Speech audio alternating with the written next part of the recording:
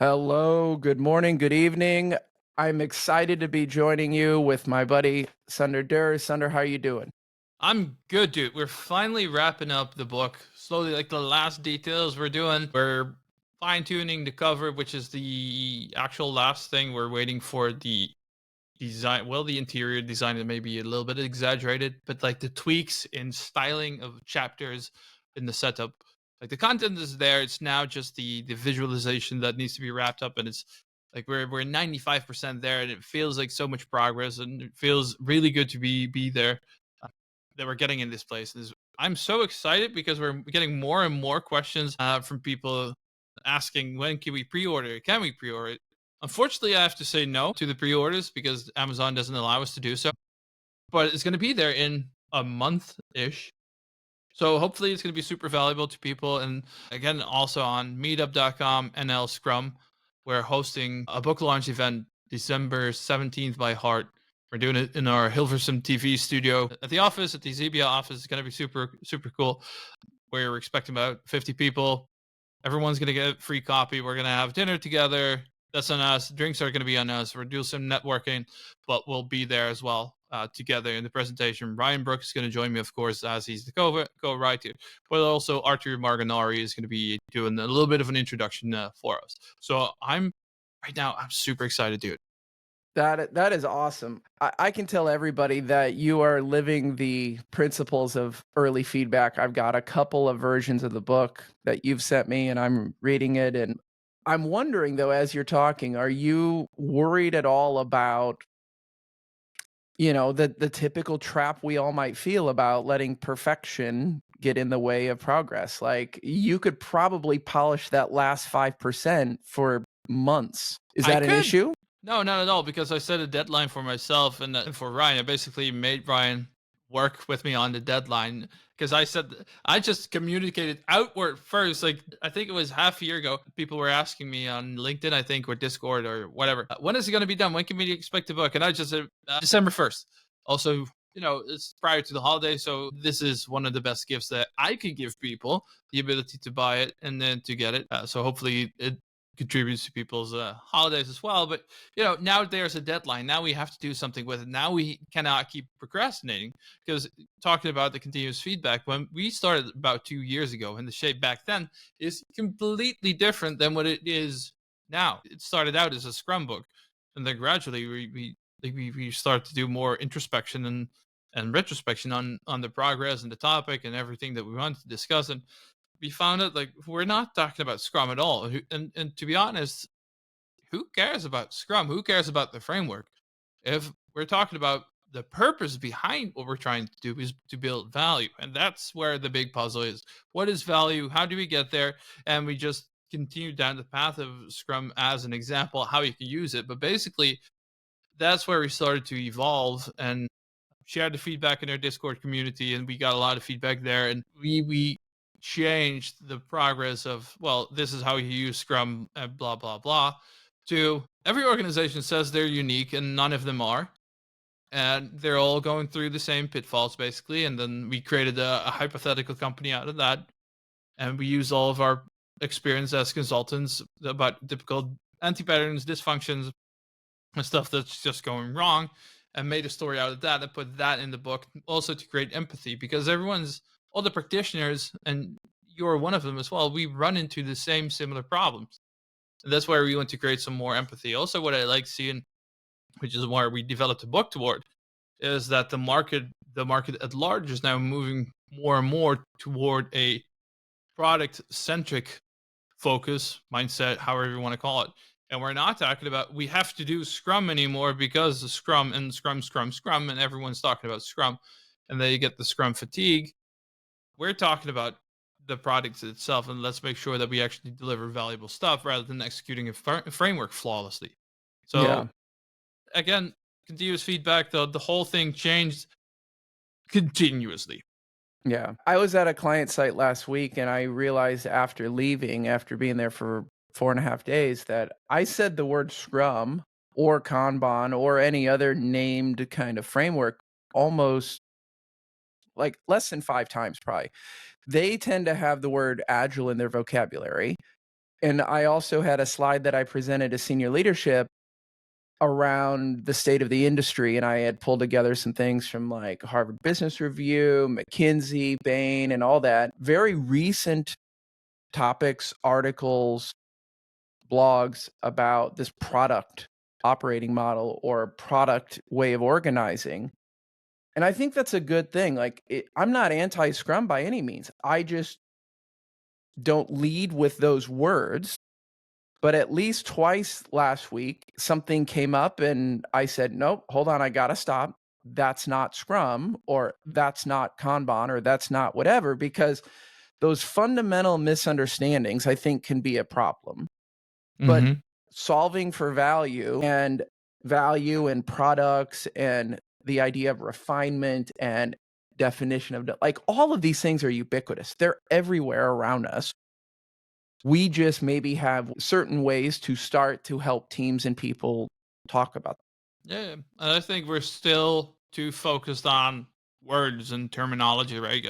Now everything is around operating model, product operating model, agile product operating model. I've seen HR operating models, blah blah. The same thing that is now happening to Scrum, like Scrum is dead, Agile's dead, all the doom thinking. The product operating model, whatever operating model, is going to go through the same cycle, and in 10 years from now, we'll have the same discussion we're having about Scrum right now. Well, I've said this before, and I dislike the word operating model because operating models sound like operating systems, and it makes it sound like something you install. And the other thing that I've seen, and I was thinking about this after our recent chat with Chris from SVPG, which, by the way, I absolutely loved Oh yeah. that conversation. I've recommended that episode to multiple people. I think Chris is just super, super smart and informed. But years ago, before I knew a fraction of what I know today, I was working at a couple companies that were organized into product teams. And they had a lot of the elements from your book, you and Ryan's book, already in place. And when a product would inevitably be canceled, killed, whatever, the people would go with it sometimes. And I think that is a risk that is not new, but could, if things go to shit over the next couple years, be a negative outcome of the product operating model. Because I remember vividly thinking we had left a meeting, a project was canceled in the meeting, and people were walking back to their desks and offices thinking about what do we have to do. And it was just assumed that a bunch of people were going to lose their job. And I said, why would you cancel or fire or lay off 10, 15, 20 people because their product got canceled? Yep. That's the They, same yeah, blind, mindless execution as the same where it starts, right? And now continuing and riffing on Scrum, it gets implemented blindly anyway because the competitor is doing it, and that's why we have to do it. Or this linked influencer told us that we have to do this, or Scrum is popular, and therefore we're going to do it. Whatever. They don't think about what consequences and changes they need to implement in the organization to make that work, and then that leads to a wrongful and half-assed way of implementation. And now you see the same thing at the termination of products, like, are we to have a lot of people, and like just control alt delete and everything's gone, instead of thinking what options do we have here. The same with implementing any framework, the same with innovation, the same with whatever. Think about what options do we have, what can we do with this, and how can we leverage this the most effective, because maybe there are people in here that are super smart. They can help us innovate the company and the business. What can we do with the people skills and the relationship that we have in order to make this the most effective and the least painful thing out there?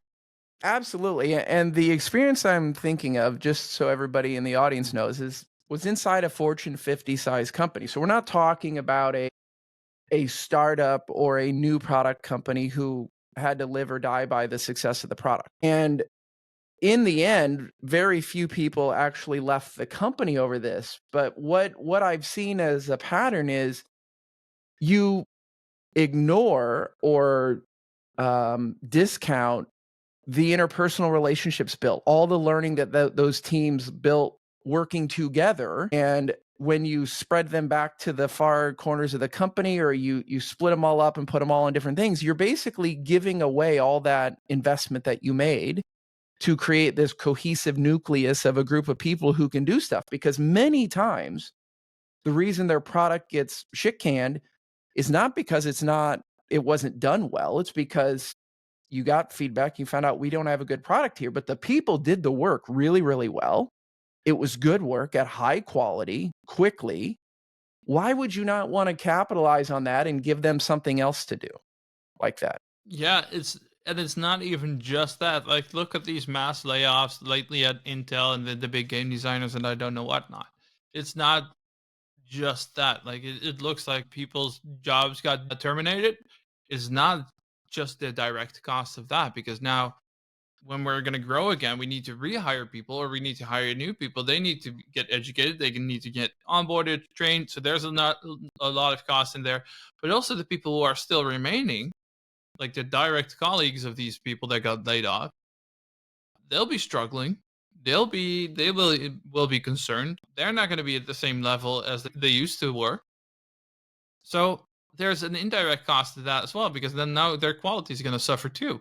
So it's not like the benefit of it from an organizational perspective is that they have a termination of a lot of costs, operational costs, real quickly. So they'll save a bunch of money on the very short term, but it's actually a lot more damaging on the long term. Yeah, absolutely. And when people pat me on the head like I'm some naive little child when I bring up, layoff of 3,000 people here, 8,000 people here. Look, I am not experienced enough or knowledgeable enough to advise a company about should you lay off 10,000 people. But if you say we should lay off this team or this project or this person, I'm going to have some very obvious questions like why?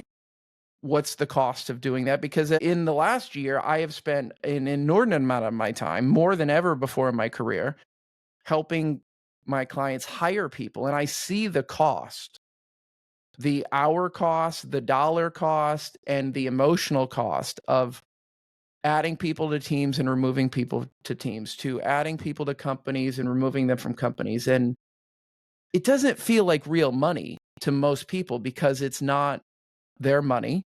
The time is fluid. It's normally in fits and starts. It's not like you're sitting down for 3 weeks and hiring somebody and you're not doing anything else. But man, when you multiply that by hundreds or thousands or even 5, like I have one of my smaller clients and they're hiring about 5 people. It is tremendously expensive. Yeah. And also, I'm very curious. Like, many people now get laid off because of the rise of AI and whatsoever. But I'm super curious to see if this is actually paying out, right? Whether now we've made a decision to lay these people off because now we're going to do everything with AI. But I'm very curious to see whether the expected benefit has actually manifested, or they're still struggling to figure out, like, is this the right thing? Are we getting the thing that we expected, or are many organizations now just making a rash decision based on the perception of what AI can do? Yeah. Well, I don't know if you know the phrase betting on the come. But it's from, like, craps where you're making a bet based on some information that's happened and what you think is going to happen, and I think that's where AI is right now. It's what's called a come bet, and the people I hear being laid off, even tangentially as a factor of AI, it's the company saying, "I think this is gonna be a good decision, we're gonna have good ROI in this." I do not know of a single instance right now where a knowledge worker, creatives aside, right? Like I know that many artists and graphics and design people are probably the first people that were affected, but I don't know of a single knowledge worker that was put out of a job by AI in hindsight. Like Yeah, AI fully took over their job or even partially. yeah. But continuing down that path, just from a personal view, would you pay the same amount of money to go to a movie that you would know is fully made by AI, or would you pay more to go to a movie that may be the exact same except it's made by people? Ooh, so it's the exact same product. Would my willingness to part with my own money differ? Yeah. So now we're talking about value. versus price. So let's make this a real example. So let's say I walk into a movie theater. I got theater 1, theater 2. Theater 1 is the new Marvel movie, 100% by AI. Yes. Theater 2 is the same Marvel movie made by real humans. Yes. Ticket price 1 versus ticket price 2. That's your question. Yeah, they're the exact same price. You'll get the same experience. Like, you get the same view, you get the same movie, the same narrative, the same background story, whatever. But one has people in it that have an actual skill, and the other is just computed pixels. All right, one last question, because this is your scenario and I like Sure. it. Yeah. The people, so in movie 1, there's no I'm not going to see Ryan Reynolds. You're saying I'm going to see some AI thing, or are you saying Ryan Reynolds as an actor is in both of them? Yeah, we see his image in both of them. They look the exact same, except in one he's actually acting, and the other is just a computer version of it, where he could sit down on the couch and do jack shit. 25% more is what I would pay for the other one. Right? Maybe more. Yeah. Initially, I would likely actually, knowing this about myself, initially I'd probably go see both. I'd double feature it. I'd get a giant bag of popcorn and a big bottle of Gatorade, and I'd pay whatever the fee was to watch both and compare. But later, after I got past the novelty of that, I would expect I would pay 25% more for the actual artisanally made, genuine article. At least. Maybe more, maybe less. Maybe more, not less. Sorry, let me edit myself. Hey. Maybe more than 25%, not less than 25%. No, I think I would even pay more, but definitely, like, it's. I think that's going to be a discussion in the future as well. Also, part of ethics. You see a lot of talking about continuing down the path of the graphic artist. There's a lot of people getting laid off because being taken over by AI fully, like what Sora can do and all the whole shabam. It's arguably it's amazing.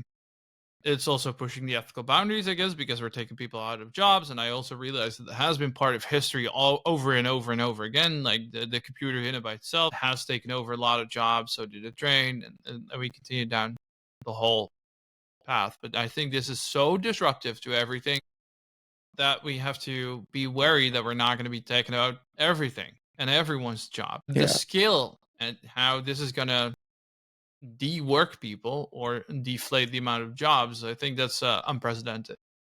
Now, let me pose a slightly different, well, it's actually very different, but let me pose a different scenario to you. Brand new Marvel movie, whatever franchise you're super into, maybe it's Harry Potter, whatever. $20 a ticket for you to take your family to the theater. Mm-hmm. What is the price you would pay if you had to pay for it at home, but you could start it whenever you wanted, wherever you wanted it in your own living room? And let's just assume that streaming, torrents, all these other things were just gone. Like somehow the industry solved that problem. And the only way for you to see it was to either go to a place to pay a normal ticket or to pay something on your screen, on your streaming service to see it. What's that number? So the original price is $20, right? Let's just use that number. I would go for 8. So you'd wait, 8 what? $8 versus 20. Like 20 to go into the cinema with my family, right? And $8 to see it at home. Really? Holy, it's totally opposite for me. Why? Hey, I'd pay 20 if I have to go to 20 per ticket if I have to go to a movie theater to see it. I'd pay 28 or 25 or something more if I can watch it at home. Convenience. Eh. I don't like peopling. I don't like the hassle of parking. I don't like the sticky floors. I don't like the gross chair. Yes, I know I'm trading the Dolby THX surround 800 freaking speakers, but I have good speakers. You've seen my TV. You've seen my speakers. Yeah. I would pay a premium. I'm not saying a 100% premium, but I would pay a significant premium to watch it at home. Oh, I appreciate that. But to me, it's also it's the whole experience, right? It's again not sticking at the same couch I'm sitting on every night. It's going out. It's a different experience, different ambiance. I'm having a nice time and a good experience with my family. My kids are exposed to something else again instead of vegetating on the same couch that they are all day every day. Right? Yeah. It's to me, if I would be in a completely virtual world, I would die because I need that human interaction as well. Seeing it, you know, just even if it's the marginal thing of buying my M&Ms and beer at the counter or having my ticket scanned by a person, or it's that kind of stuff that enriches the experience to me. Now, okay, so, okay, from a parent perspective, I totally get it, that there is intangible benefits to an experience.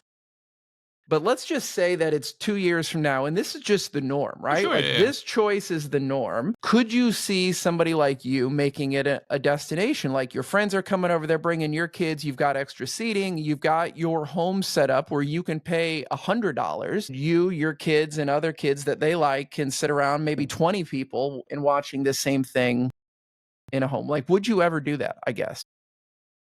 Oh, that's a good question because I know that if I'm gonna have people over at my house and we're gonna, if even if I try to sit down, we're gonna be talking. We're not gonna be watching that to a movie. It's a different mindset as well. If I go to the cinema, if I go to theaters, I sit down with the intent of watching a movie. If I have people over at my house, I invite them to socialize, not necessarily to watch a movie. So just the act of having everyone shut up and actually focus on a movie, it's not gonna happen in this. Now, that's a good point. And all of these hypotheticals are just the challenge that product people have is they have to create a product and a type of service that meets everybody's needs. Because I totally agree. I get annoyed when people talk during movies. I get annoyed when I'm sitting on a couch next to two people and they're yammering on and asking rhetorical questions about characters on the screen, and I'm trying to follow along. That's not So, even yeah, taking into equation that many people these days use their streaming services as a distraction or as white noise in the background while actually paying attention to their phones. true, true. And I'm guilty of that. I do think it differs for me about what that media is. Like if when I'm watching Oppenheimer, I'm watching Oppenheimer. Hmm. If I'm watching season 4 of Bob's Burgers for the 3rd time, yeah, that's background noise. I'm probably doing 2 other things. I'm probably looking at my phone. I'm probably doing Duolingo or painting a mini on my coffee table or whatever. That's a different experience as well. Right, right.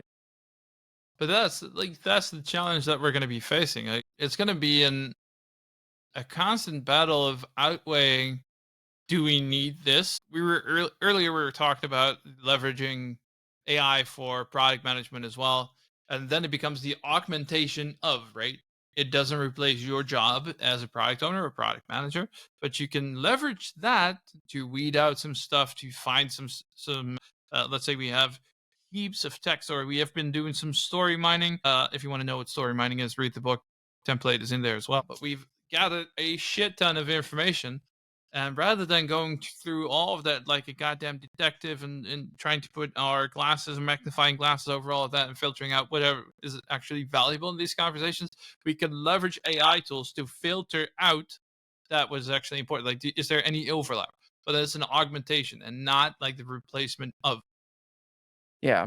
And that's the same with actors versus AI tools. Yep. And I'll tell you the thing with AI and LLMs is they're only as smart as the rest of us and as uh, history. So as a body of knowledge grows bigger, if it's high quality, it will get smarter. If it's low quality or shit, it will get worse. So I've been talking to product owners and others about using AI to generate backlog items. And I'm like, just be careful. Like, I think it's cool. I've done it myself. I've helped others do it. I think it's got a lot of value, but just be careful because it can't think for you and it could implement anti patterns. It could just do what's always been done, but there's nobody that's saying that that's a good thing. Yeah. And that's the risk of learning from other things. And like, I don't think we're there yet where you can treat AI like a self-driving car. No. And I think that's a very curious, interesting, and also dangerous path. Like AI is as good as the available information, right? Where it's going to filter stuff out and it's going to learn, and it needs the verifiable sources. But if we're now going to, in a very hypothetical situation, we're going to flood the web with disinformation, right? And that's what it's going to be based on. That's what it's going to be basing its the information that we're going to get fed back. And if that pace, like in hackers or more cybercrime, etc., if the pace that we feed these LLMs with misinformation is going to outpace the actual fact check, because that takes longer time information, then we're going to get a very skewed vision of what reality is. And it's going to be really hard to stay objective and to have opinions based on information that we miss. Yep. Well, what do you think about this pattern we're seeing in the US with real-time fact checking? Yeah, I Do like you that. th do you like that? I do it, let's stay stick to this because I have a very limited view of that. So it's really hard to have a good opinion on that, a well informed opinion. So take my opinion with a grain of salt. But I think it's almost necessary. Like it's so easy to just randomly chug shit in the ether, and then people like, hey, Kamala said this or Trump said that, and yeah, everything is scary. While they're also just trying to win a race, right? And they're gonna use whatever argument that they can to actually win, even though the no matter whether it's true or not. So we almost need the fact checking to get to a certain point to make people informed about the choice that they need to make. Yeah. And politics aside, like I have fact checked my family and friends many times over the years. They'll say, "Hey, if you forward this to 50 people, Mark Zuckerberg's going to send you $50." No, I'm sorry, ma'am. I love you. You're my relative, but that is just simply not true. And here's 3 websites that'll explain it to you. That's not true. So my friend from around the corner at the blah blah blah, she said she got $50. Like, okay, cool. So I think any of these fact checking type things, whether it's with AI, with content, or with politics or whatever, is based on trust. And last week, I was hanging out with some people that I love and respect. And I said, that thing is not true. Well, of course, that's what you would say, or that's what they would have you believe. And I mean, it's based in this, it's rooted in this skepticism or cynicism of assuming everybody's out for themselves. And there are certain people, places, things out there that are more unbiased, but I get that anything can be biased, whether it's NPR, CNN, the AP, whatever. But that's where you get to discussion. I think that's a discussion that I've been having this discussion in my classes a lot more lately, and I think it makes a very interesting discussion. It's truth versus facts, because my truth is my truth, your truth is your truth. You see whatever you want to see, and that becomes your truth, your reality. As childhood hero Dr. Phil would say, perception is reality. But then if we have some unbiased data, just data, right? Then we can make that story factual. And that's interesting. I think that's more the point that we're getting to now as well, with a collection of so much data. We can leverage that to make more objective truths rather than here's what my perception is, here's what your perception is, and we're both right. Yeah. Well, and I don't want to, this isn't a plug for a friend of mine, but a friend of mine, Bob, is a part of something called the News Literacy Project. And its mission is to educate students by the time they graduate high school to understand how to decompose, deconstruct, and research what it is they're hearing. And I don't care about what your political, religious, career aspirations are. That is a valuable skill. Yes. And I think that we need more of that. We need more of this nonprofit, nonpartisan, trustworthy things that teach us how to think, teach us how to research, teach us how to solve problems. Hmm. And I, I this is something that you and I talk when we hang out. Like, what would you do if you had to work but didn't have to get paid? This is the type of thing I might answer in the future. Like, things like this, I think, are a huge importance for all of us. No, I agree. I saw that the other day on Instagram where there was, I don't know what the source was, but there was a post on US government is going to ban TikTok from January 2025. They were very specific with the date. I think it was 24th of January, something like that. But they were very specific and they were very unambiguous. Like, this is truth. This is what's going to happen. And here is how you can leverage that, because now billions are being poured back into the US economy and the creator content machine of YouTube, etc. So it was very absolute in its statement, saying it's 100% going to get turned off. Like, no one's going to be able to access TikTok anymore, and all those billions are going to get poured back into YouTube and Instagram and I don't know what not. Now, it takes a lot of concentration these days to actually sit back and think about, what am I reading here? Is this true? Like, where has this been confirmed?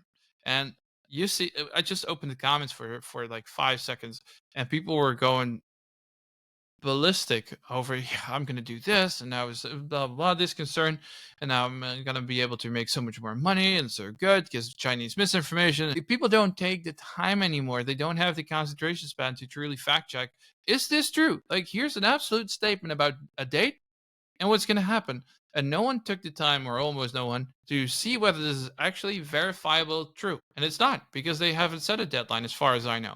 I've been checking that out for a little bit. Couldn't find anything on it. Let me check right away again, just to be sure that I'm not pulling this shit out of my ass. TikTok banned in the U.S. And ladies and gentlemen, what an ass he has too. So if he's pulling it out of his ass, like It's ginormous. that is some high quality information. Ghetto booty, I would say. Let's see. Wikipedia is not a credible source either. Let's use AI for this. Let's see what we can do. Chat GPT. Open. Dear Mrs. Chat GPT. Boy. Thank you, ma'am. Is TikTok being banned I'm not commenting in on the that because I US? can't afford to get canceled right now. So I'm not going to comment on if Chat GPT has a gender. It's definitely non-binary. Okay. Please don't. Fuck no, that cannot be true. It is binary because it's all ones and zeros. Like, it's 100% binary. I'm not touching that with a 10-foot pole. It has a 10-foot pole. If you're a listener and this is your first episode and you're wondering, is this how it always is? Yeah, pretty much. But sometimes we have smarter people on than the two of us. So check back. All right. My prompt was, is TikTok being banned in the US? What credible sources can you give me about it? The potential for a TikTok ban in the US has been growing as the federal government considers the app a national security risk. Currently, a legal dispute is unfollowing in the US courts, where TikTok is challenging a law set to take an effect in January 25. So it's not there yet, but they're working on it. This law, supported by the Biden administration, would actively require TikTok's parent company, ByteDance, to divest its US operations or else face a ban. The government argues that ByteDance's ties to China pose risks of data manipulation and influence by the Chinese government. TikTok, however, insists that being unfairly targeted and asserts that banning the app would infringe on the Americans' First Amendment's rights, especially since many users rely on it for creative and business purposes. Well, good for them. Where is TikTok based out of? I think it's China, but I'm not 100% sure. TikTok. While you look that up, I will tell everybody what a TikTok ban would mean for me. Are you ready? Yes. Absolutely nothing. I don't even have it installed on my phone. Oh, I don't same. have an account. And if it wasn't for people like you and my sister sending me funny things, I wouldn't. It will have a infinitesimal blip on my radar. No, same. I don't use it. Sometimes get sent links to these clips, and that's pretty much it. Right. It's a Chinese company made in 2016. Okay. I mean, I'm not looking down on anybody who uses it, likes it, loves it, or if it's a source of their income, that sucks. But just for me, it's not a tool that I use. Yeah. All right. So just to continue and wrap this up, for more details, you can view sources from the, what is it? Thegrio.com. And the moment I click on thegrio.com, it says I'm blocked. That's What is always a this? sign of a reputable information. Yeah. OPB. What is OPB? Other people's business. All right. You Is that down with credible? OPB? I guess I'm super down to clown. Is that credible? You know that better than I do, apparently. I don't know.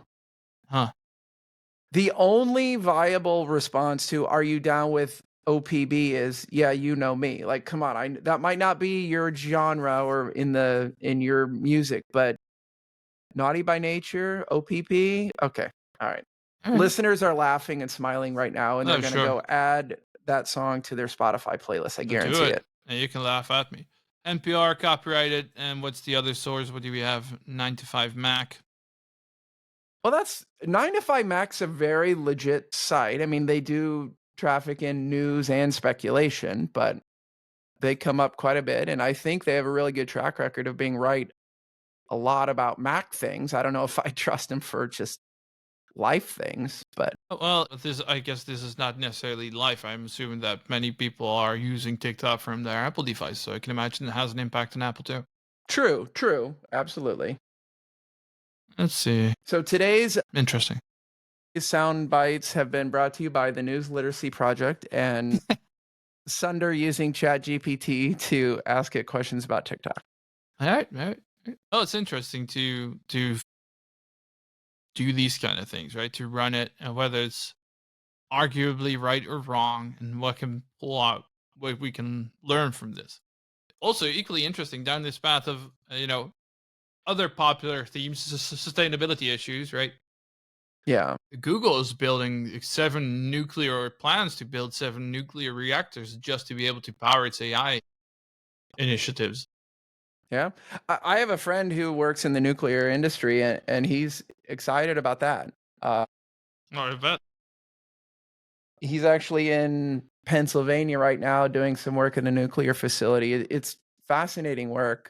I'm not going to take a stance on it or have an opinion on it because I don't know enough about it. But I can't say I'm surprised. I know that that's one of the biggest negatives that people throw at AI is the environmental load, the power demands, the precious material consumption that the new world kind of requires. Which brings me to back to your movie example, but AI. Like right now you work for a large company, so you likely don't have to pay for stuff, but what do you think we're going to see with the cost of things like Copilot in Microsoft Office or ChatGPT subscriptions like do you think it's gonna go down and down like a race to the bottom, or do you think it's gonna become more privatized and more premium in nature?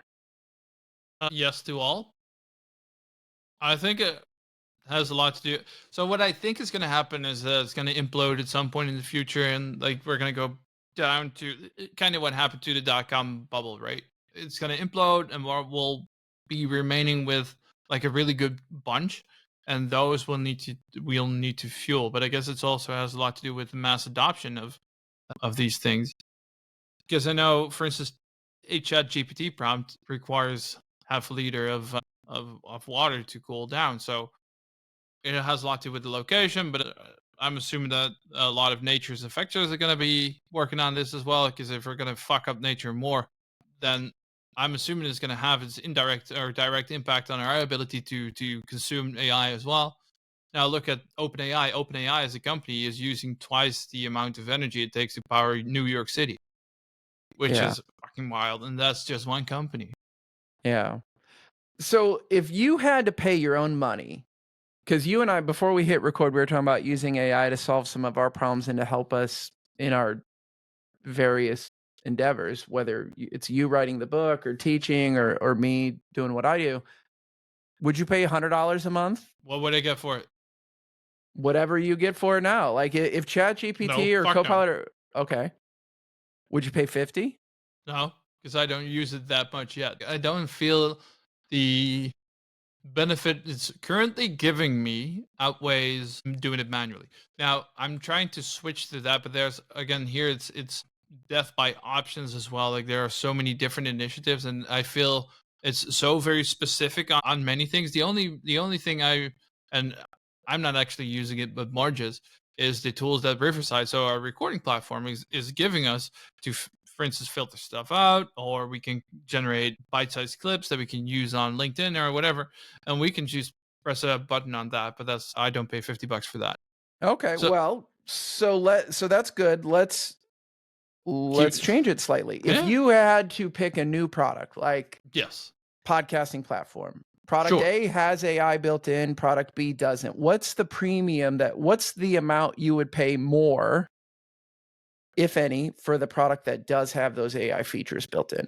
It depends on the quality that we get out of it, because these transcripts are super nice, so that's one, but they're also not as perfect yet where you don't require any manual labor anymore. Like they would misspell my name, for instance, or they're not going to pick up on certain elements, or they transcribe stuff wrong. So if there's still manual work for me, it just adds more annoyance. Mm. What about you? I guess kind of the same as you. I mean, I pay for AI right now, but for two reasons. I pay for it so that I can stay ahead of my clients, so that I can test it, and it has saved me a non insignificant amount of time over the last 6 months or whatever. So I currently have Copilot enabled for my Office 365 license at to the tune of, I think I pay $306 for the year, and I pay a amount for ChatGPT every month. And I'm kind of testing them both, but yeah, so I guess that puts my monthly expense right around 50, $55, I guess, which has to save me some portion of an hour of my work to justify itself. And I think last week alone, I used it a couple times to do certain things, and it clearly saved me that amount of time. I think it's just taking a helicopter view. I think this is a market that's emerging faster than it can cope with it by itself. Right, the technological advancements go quicker than our ability to consume it or to really digest it fully. So there's a lot of stuff that we can do, but we don't know how to and how to leverage that. So this is kind of the discussion of that you can doesn't mean that you should. But that's what you saw with Nvidia the other day as well, where their stock prices skyrocketed, and from one day to another they lost like what, 200, 300, maybe 400 billion, if I'm not mistaken. Again, I might be pulling this out of my ass, but they lost a really large chunk of money overnight. You go and fact check that for me, please. Well, I will, but I'm not fact checking you to try and prove you wrong. I'm genuinely curious because a lot of that money it's fluid. It comes and goes. It's just words on a screen or zeros and ones. But I think that is the part of modern life that feels the most foreign to me. Like, and it makes me feel like an idiot. It makes me feel naive. It makes me feel a whole bunch of things. But when I watch the TV show Billions, I'm like, these people are making and losing more money than I can even fathom in a meeting or like with an email. I'm not smart enough to mentally process what that shit means. Yeah, exactly. I Also, it's understand mostly hypothetical money as well, right? it is, but like, what does that knowledge mean for me? Like, knowing that it exists, knowing that it's happening right now, where people are making 100 lifetimes worth of money today. What does that do for me? Like, should that bother me? It probably shouldn't bother me because if I worried about that, I'm probably worrying about 1,000 other things that I can't control. But like, I conceptually understand what blockchain is and NFTs and all these other things. But holy shit, that feels like not even like science to me. That just feels like alchemy. Yeah, I mean, the actual technology behind it, you got to be a lot smarter than I am to be able to figure that stuff out. Just coming back quickly, Nvidia did lose $280 billion in one single day on stock value. And did it come back? It's creeping up again, yes. So let's see, that was the 29th of September. Where are you there? Guess that's where it happened. Yeah, so that's where they plummeted. At that point, when that happened, their stock was, I don't know what it exactly was, somewhere around 124, and now it's ramping up again to 140 per stock.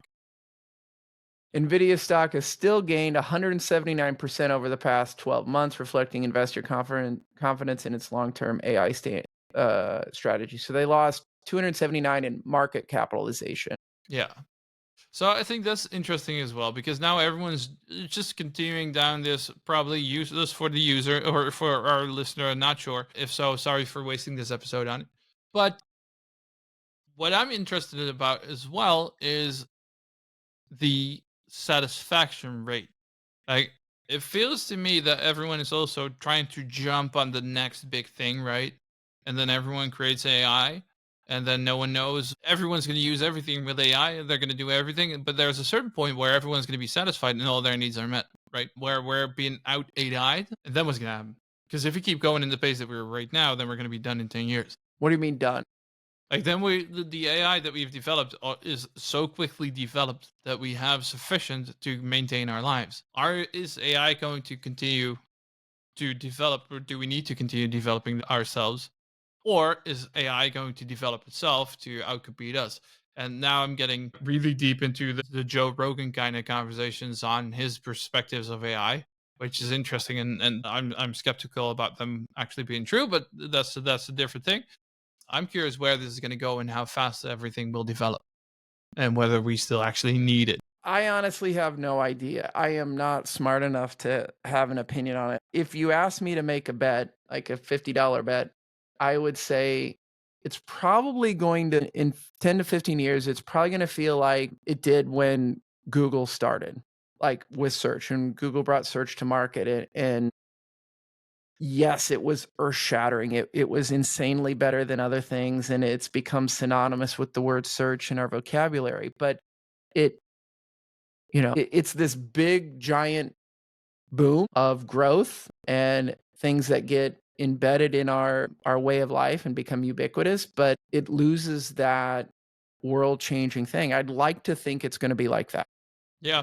And I'm not saying that back, in the early thousands that anybody said Google was going to change the world with search, right? But I also don't think it's going to be like the Zune or the Apple Newton or anything else like that. I don't think it's going to go away and be a flash in the pan or be a market failure or whatever. Not It's at going to be all. somewhere in the middle. The thing that worries me is the ethics around it.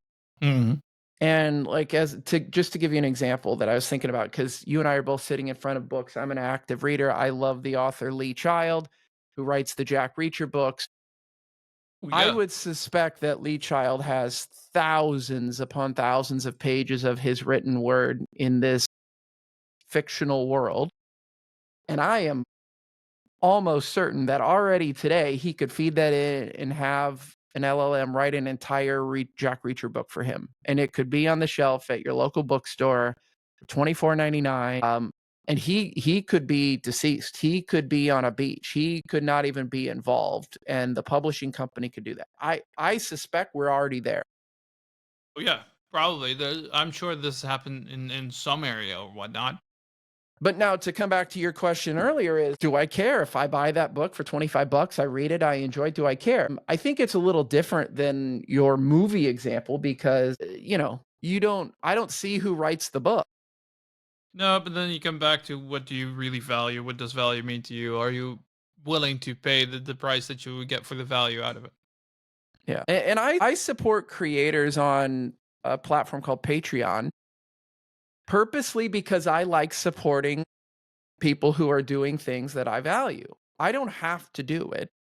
In many times it's almost a donation. I'm not getting anything in return, or I'm not getting something commensurate with what my money is, but I do it because I want to enable them to keep doing stuff because I'm proud of them. I support them. I like what they do. I'm a consumer of theirs. I like that. But it's hard to think about that in the realm of like Ryan Reynolds or Taylor Swift or Lee Child or somebody like that, right? Yes and no, because I guess the value that we're getting out of that is the entertainmental value. What do I mean with that? It's that's one of the hardest things to really grasp, right? It's there someone's ability to make to get our mindset to go somewhere else, so that we, it's like an overpressure valve. That's how I would consider entertainment. Well, and as a consumer, Like, if 1,000 people all gave you $100 and said, "Look, we believe in you and Ryan, and we want you to be able to sit at home and relax with the new Call of Duty and some brown liquid in the evenings, but we want you to write more books because we value you, Sunder." That's great. The 100%. amount that I would have to donate to Taylor Swift to say, "I value your music," I mean, she's got billions of streams, is a fraction of a fraction of a fraction. So I do think that is that's what the industries would try and have us believe is like, if you steal music, if you don't buy tickets, if you don't shop at this store, whatever, you're harming the creator. And I think that's very true. It just gets so esoteric when you're talking about millions and millions of consumers versus somebody like you cultivating 100 rabid fans or 1,000 rabid fans so that you can continue to pursue your passions. Yeah, true, and it's also the scale of things, right? I mean, if am I truly going to hurt someone who's already like got 100 million in the bank? Probably not. But that's that's another rabbit hole. Yep. Yep. Sorry for getting a little big and thinky on everybody today, but Yeah, I'm gonna make it one level worse, and then I'm gonna stop. We live in a part of the world where we can actually, enjoy these benefits and these advancements, whereas many other people in the world still have to wrap their heads around how are we going to ensure that we actually have food tonight. They're not even close to thinking about or having to think about AI whatsoever. So there's going to be a very large gap and discrepancy in the future where we have a very developed world that can do anything with AI and people still struggling to get out of the dirt. yeah, yes, and tell me more. Say more words. Use your thinking. Now, I'm curious to see how that's going to happen or how that's going to go, and if AI is actually going to be used for the better in maybe even overcoming these kind of things, or are we just going to create more wealth in this area? Yeah, again, I'm not my area of expertise. I don't see that happening. I don't see AI lifting up the most needful and common of us. I don't. I honestly, if anything, I see it furthering the gap between the top and the bottom. All right, now I'm going to make it worse because that just popped to mind. Neuralink from the chip that you can brain implant. At a certain point, you'll get like a hive mind if enough people get that brain chip implant. Then you get one collective wisdom, one collective thought train or train of thought, however you want to say it. I mean, I don't know. I don't know about Neuralink's product, but I have said for years I'd have something implanted. I'd be an early tester. They're doing And it right people, now. You can sign up. well, then I'll go look for it because I've long said that, and people around me have been like, Dude, you were insane. Why would you ever do that? Yada yada yada, whatever." I don't know. I'm just curious. Maybe it's the beginning of the end, and that I'll be like some sort of cyborg in Gattaca or something. But I'm Well, just, the first yeah, results are pretty wild. Like the first patient, he's a quadriplegic and he can play because of course that's the thing that you need to get an implant for. He can play what's the old school game again? Counter Strike. He can play Counter Strike with his mind. Like he has an absolute positive handicap in that sense, pun intended, to all players other than him because he can just literally shoot on sight and like there's no high eye hand coordination involved. He could just done. He just has to think it and they're dead. wow. And that's the first That's generation. They're already like they have evolved beyond that. Well, wow. My sights are so much lower. If you told me that I could have my tap to pay thing implanted in my palm and like I wouldn't have to worry about carrying my driver's license again or whatever, like, dude, I'm good. Like that level of stuff is good. I don't need cat-like reflexes in a first-person shooter in my brain. Like I have a much lower bar. No, but they want to continue down that road, right? To restore vision. I think that's what they've been doing with mice and pigs, being able to restore animals' vision that have been born blind, and they want to do the same with MS and Alzheimer's and these kind of things. So I do see there's a lot of potential in that. But if you're going to combine that with AI, malicious intent, and so on, it's going to be one big shit show. So I'm Yeah. I'm super curious to see how this is going to develop, but I can totally see the benefits too. Yeah, and I've worked in regulated industries, and I know some people really well that have, had to work for years to get something obviously good and helpful to humanity to market. So, if you look back at history, almost all major things came from somebody breaking the rule and or operating where there were no rules yet to test things, like to find products, to solve problems in a new way. So maybe this is just like that. Like it'll be developed for one reason, and they'll be like, "Shit, we accidentally cured cancer, or we accidentally solved this other problem that we didn't even know about that could really benefit all of us." So I think there's always a balance between making that shit safe for all of us in the world, but also exploration. But Yeah, yeah, but and are we going to stick to just this world, or are we gonna go all extraterrestrial? oh god, that's a whole other episode and season of a whole different podcast, maybe. X Files. Right? No, but it's interesting to see where we're gonna develop, where we're gonna go, and Awesome. You want to wrap us up? I let's think we're wrap at a this up. logical. All right, take us out.